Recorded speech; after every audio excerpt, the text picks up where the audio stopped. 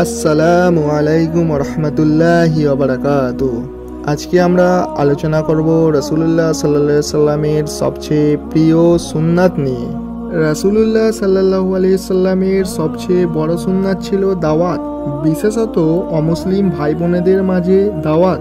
তিনি 100 অমুসলিমের মাঝে দাওয়াতি কাজ শুরু করেছেন, অমুসলিমদেরকে দাওয়াত দিয়েছেন এবং যারা মুসলমান হয়েছেন তাদের ইসলাহ ও সংশোধন করেছেন। ঐতিহাসিক বিদায় হজের ভাষণে সাহাবায়ে কেরাম রাদিয়াল্লাহু তাআলা আনহু জিজ্ঞাসা করলেন, হে রাসূলুল্লাহ, আপনার অবর্তমানে আমাদের কাজ কি? নবী করিম সাল্লাল্লাহু আলাইহি সাল্লাম বললেন, আমার যা কাজ ছিল তোমাদেরও একই কাজ। উত্তর শুনে সাহাবায়ে কেরাম বিভিন্ন দেশে দাওয়াত দিতে ছড়িয়ে পড়লেন।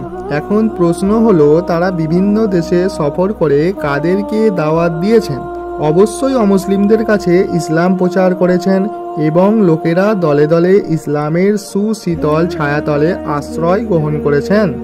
মোট কথা, নবীজির সবচেয়ে বড় আশা ছিল প্রতিটি মানুষ যেন ইসলাম গ্রহণ করে। আল্লাহ আমাদের অন্তরে উম্মতের দরদ সৃষ্টি করে দিন, উম্মতের ফিকির করা তৌফিক দান করুন, আমিন।